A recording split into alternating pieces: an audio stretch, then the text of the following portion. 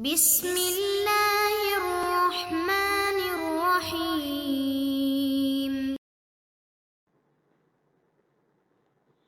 اعوذ باللہ من الشیطان الرجیم، بسم اللہ الرحمن الرحیم، وبہ نستعین۔ الحمدللہ ہماری گفتگو اصول عملیہ میں کفایت الاصول کے مقصد سابع اصول عملیہ کے بارے میں ہے، اور اس میں بھی پھر ہماری گفتگو براءت میں جاری و ساری ہے۔ اگرچہ احتیاط کی بھی بحث پڑھے تھے، لیکن فی الحال پھر براءت کی بحث میں آ گئے۔ تو انہوں نے فرمایا تھا کہ اگر براءت میں اس شخص نے جو عمل کیا ہے براءت کے مطابق وہ مخالف حقیقی تھا تو اس کو دوبارہ انجام دینا چاہیے، سوائے 2-3 مورد کے۔ اس میں یہ تھا کہ کسر کی جگہ پہ اگر اس نے تمام پڑھ لی ہے تو دہرانے کی ضرورت نہیں ہے۔ اگر اس نے اخفات کی جگہ پہ جہر پڑھ دی یا جہر کی جگہ پہ اخفات کی صورت میں نماز پڑھ دی تو بھی جو ہے کیا ہے عمل کے دہرانے کی ضرورت نہیں ہے۔ پھر اس میں اشکال ہوا کہ بھائی کسر کی جگہ پہ اتمام پڑھنا تو یہ اتمام ناقصہ ہے، اور کسر تامہ تو یہ ناقصہ تامہ کی جگہ پہ کیسے آ سکتی ہے؟ اس کی کچھ توجیحات بیان کی۔ پھر ابھی ایک توجیح جو ہے مرحوم کاشف الغطا کی طرف سے پیش کرتے ہیں۔ مرحوم کاشف الغطا صاحب فرماتے ہیں کہ بھائی یہاں پر اگرچہ کسر و تمام آپس میں ضد ہیں، لیکن دونوں ضد کا ہمیں حکم دیا گیا ہے ترتب کے عنوان سے۔ یعنی کیا؟ یعنی گویا کہ پہلے یہ آرڈر تھا کہ تم نماز کسر پڑھو، اور اگر کسر نہیں پڑھتے تو فل پڑھو۔ تو بہرحال فرماتے ہیں کہ یہ ان کا نظریہ ہے، لیکن ہم نے کہا کہ دو ضد کا امر کرنا مطلقاً جو ہے کیا ہے وہ محال ہے، چاہے ترتب کے عنوان سے ہو چاہے بغیر ترتب کے عنوان سے ہو۔ زیادہ اگر آپ اس موضوع پہ کچھ جاننا چاہتے ہیں تو امر بشیء نہی عن ضدہ کی طرف وہ چلے جائیں، اس کو یہاں دہرانے کی ضرورت نہیں ہے۔ چلیں جناب، پھر فرماتے ہیں کہ کچھ علماء آئے ہیں، انہوں نے براءت کے لیے 2 مزید شرط بیان کیے ہیں۔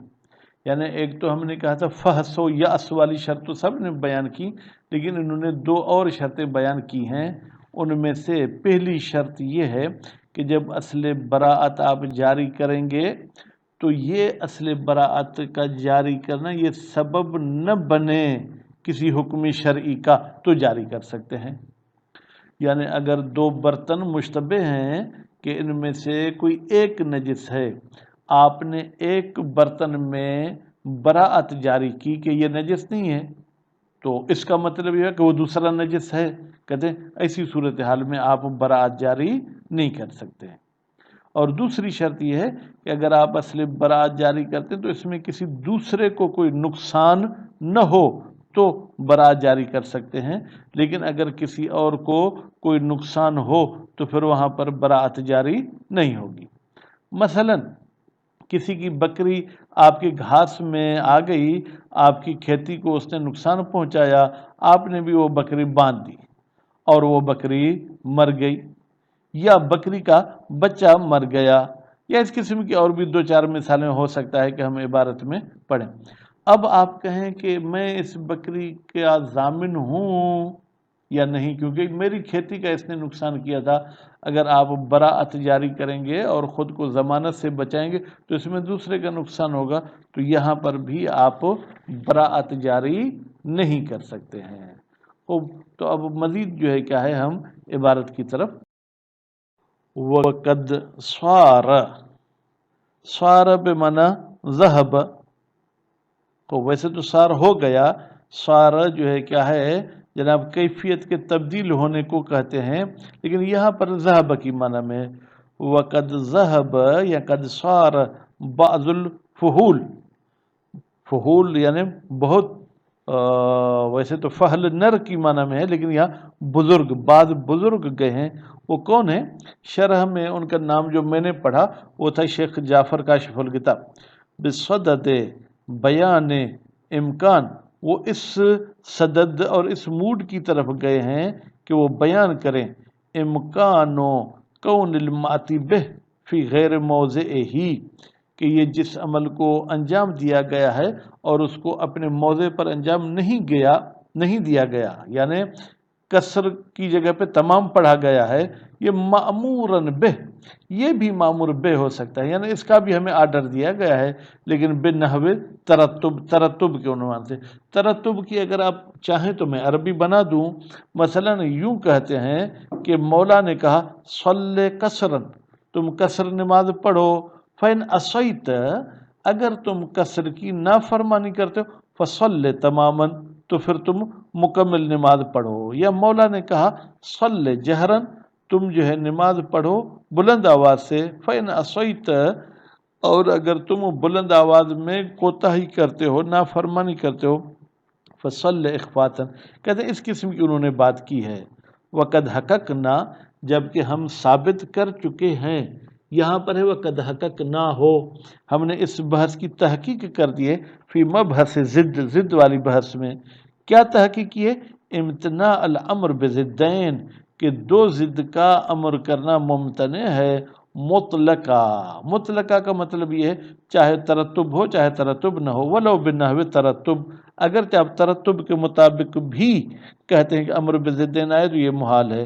بما لا مزید علیہ، ہم نے اتنی وہاں پر تحقیق کی کہ جس میں مزید یہاں بحث کرنے کی گنجائش نہیں ہے، فلا نعیدہ، تو پھر ہم اس بحث کو یہاں نہیں دہراتے، آپ چاہیں تو جناب کفایت الاصول کے حصے اول کی طرف رجوع کریں۔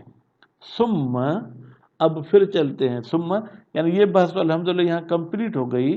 انہو ذکر، بے تحقیق ذکر کیا ہے، یا ذکر پڑھیں، ٹھیک ہے، تو پھر آپ کو فائل ڈھونڈنے کی ضرورت نہیں ہے۔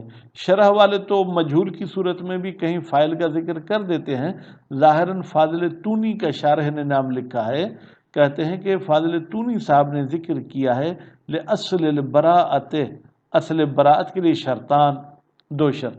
آپ کہیں گے جناب اگر ذکر کا فائل فاضل تونی ہے پھر تو شرطین، بھائی فاضل تونی تو شرح والے نے نام بتایا اس لیے میں نے نام اٹھایا، یہاں ہے ذکر، تو اس لیے شرطان اس کے لیے نائب فاعل ہوگا، شرطان آخران، ٹھیک ہے، دو اور شرطیں، اور شرطوں کا مطلب کیا ہے بھائی؟ فحص و یأس والی بات تو گزر چکی، وہ کون سی دو شرطیں؟ احدہما، ان میں سے پہلی شرط یہ ہے اللہ یکون، نہ ہو، کون نہ ہو؟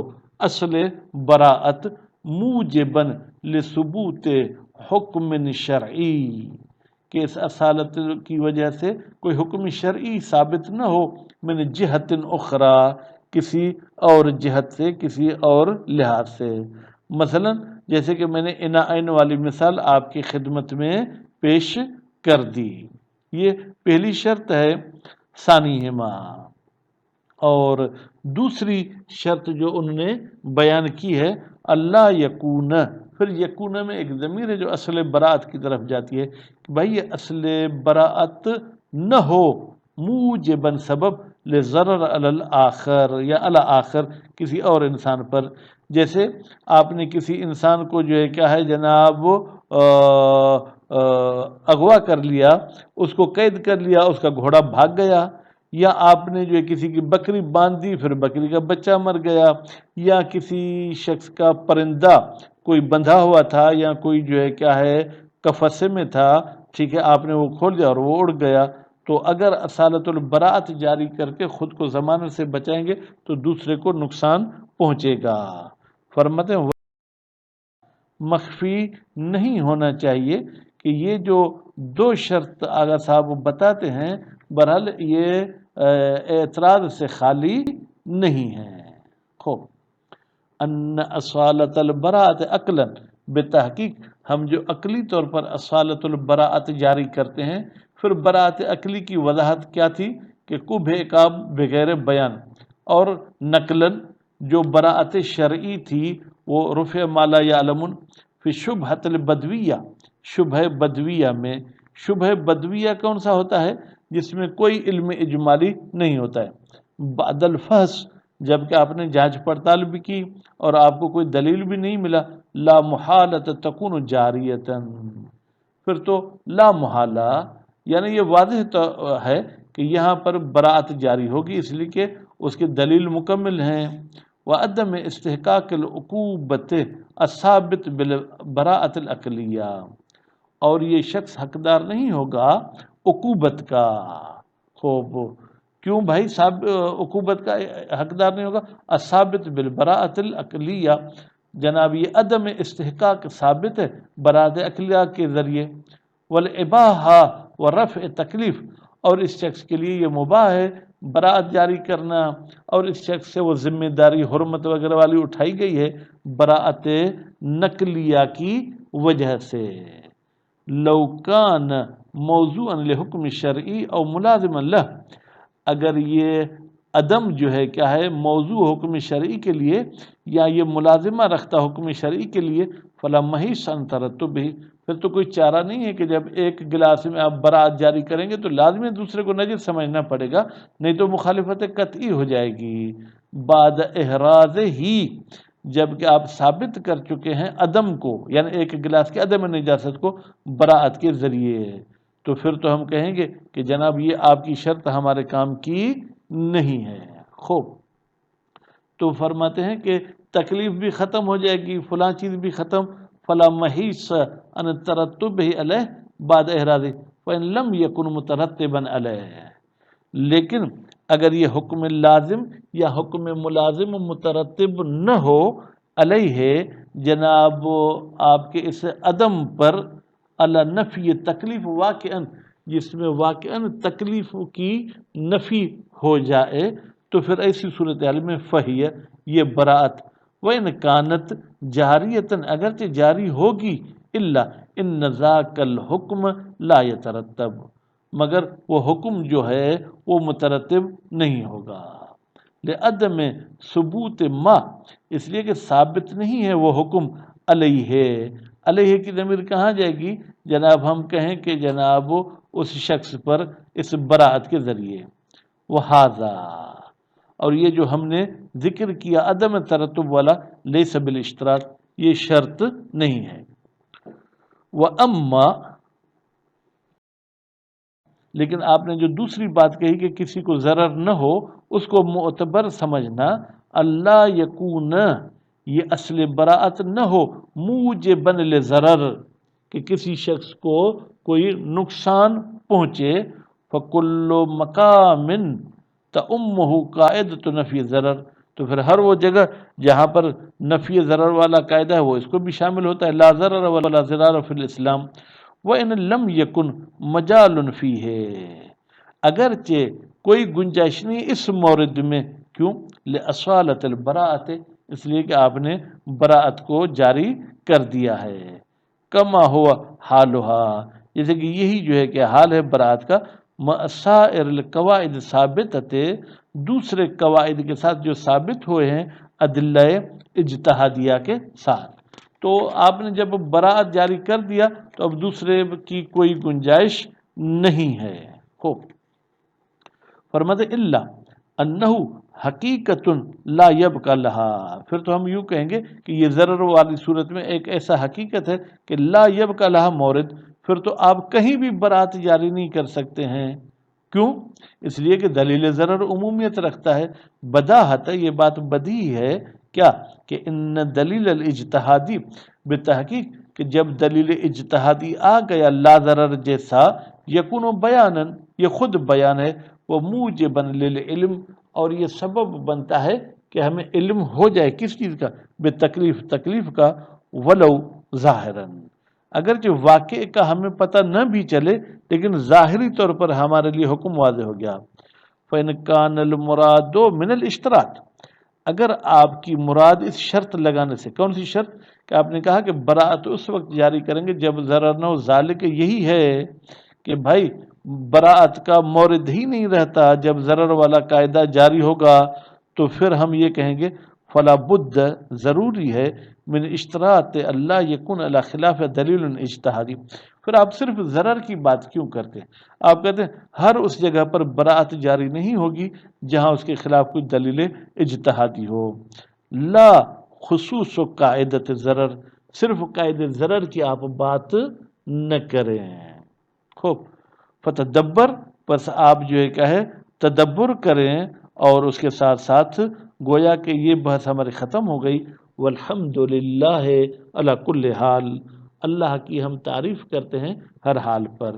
انشاءاللہ اگلے درس میں قاعدہ ضرر کے بارے میں پڑھیں گے، اللہ تعالیٰ نے توفیق دی تو، اور اللہ تعالیٰ نے صحت و سلامتی دی.